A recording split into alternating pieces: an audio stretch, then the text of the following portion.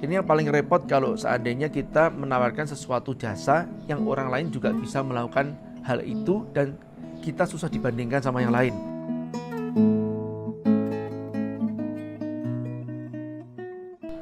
Dari David Sitanala, saya bergerak di bidang jasa foto dan videografi. Setelah resign dari kerjaan, akhirnya saya nekat solo karir mendalami bidang saya di foto dan video. Ternyata lama-kelamaan saya susah mendapat klien. Sedangkan kebutuhan anak sekolah makin hari makin naik. Boleh saya minta saran Mas J, gimana caranya bisa menangkap dan deal market yang sebenarnya sudah terlihat bahwa mereka butuh jasa saya, tapi tetap seolah-olah belum butuh. Boleh saran dan masukan dari Mas J ya. Makasih banyak. Sehat terus Mas J. Amin. Ya. Nah, jadi ini yang disebut sebetulnya marketing B2B ya kebanyakan kawan-kawan ya. Atau business to business. Solusi yang pertama, kenali klien Anda. Apa problem mereka? Apa solusi yang Anda tawarkan? Apa beda produk atau jasa Anda dibandingkan dengan kompetitor yang lainnya? Ini yang paling repot kalau seandainya kita menawarkan sesuatu jasa yang orang lain juga bisa melakukan hal itu dan kita susah dibandingkan sama yang lain. Nah, setelah Anda mengidentifikasi ini semuanya, rangkum dalam kata-kata yang mengandung kata kunci atau rangkum dalam proposal atau presentation kit yang mengandung kata kunci. Ini contohnya. 7 alasan kenapa David fotografi. Contoh nih ya.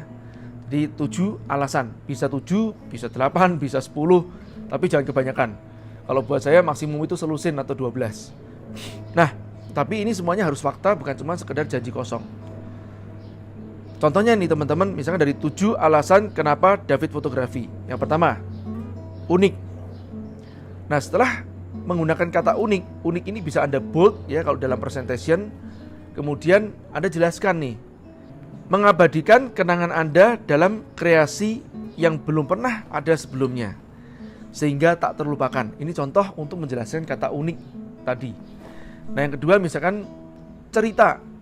Jelaskan kata kunci cerita tadi dengan misalkan dilengkapi dengan storytelling yang memberi roh dokumentasi Anda dan seterusnya. Ini kebiasaan saya membuat proposal, baik itu kepada investor ataupun kepada klien untuk mencari sponsorship. Saya selalu menggunakan kata kunci. Nah, saran yang kedua nih kawan-kawan semuanya, jangan bergantung pada cash flow yang sifatnya project seperti ini. Kalau yang ini yang sering saya sebut namanya rezeki macan. Alias jangan menunggu orderan, tapi cobalah kita buat orderan.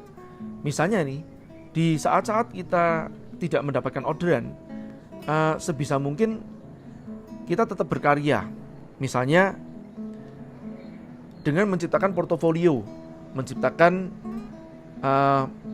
syuting-syuting videografi ataupun juga konten-konten kreatif yang menarik traffic. Nah, secara otomatis sebetulnya pada saat Anda ngeposting ini semua konten-konten tersebut, contoh-contoh penarik traffic tersebut ke sosial media Anda, ini sudah menjadikan portofolio Anda. Jadi pada saat Anda menemui klien, Anda tinggal mengatakan ini contoh portofolionya. Itu yang pertama. Yang kedua, tidak ada klien pun Anda sudah menarik traffic. Ya.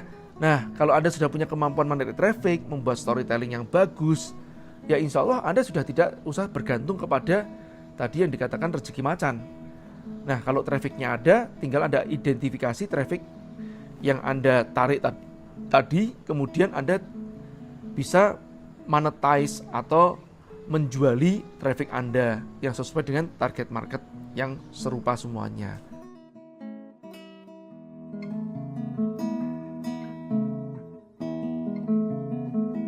Itu tips dari saya. Jangan lupa jika Anda punya pertanyaan silahkan isi di kolom komentar. Dan jangan lupa subscribe, bunyikan lonceng untuk update materi saya berikutnya. Terima kasih.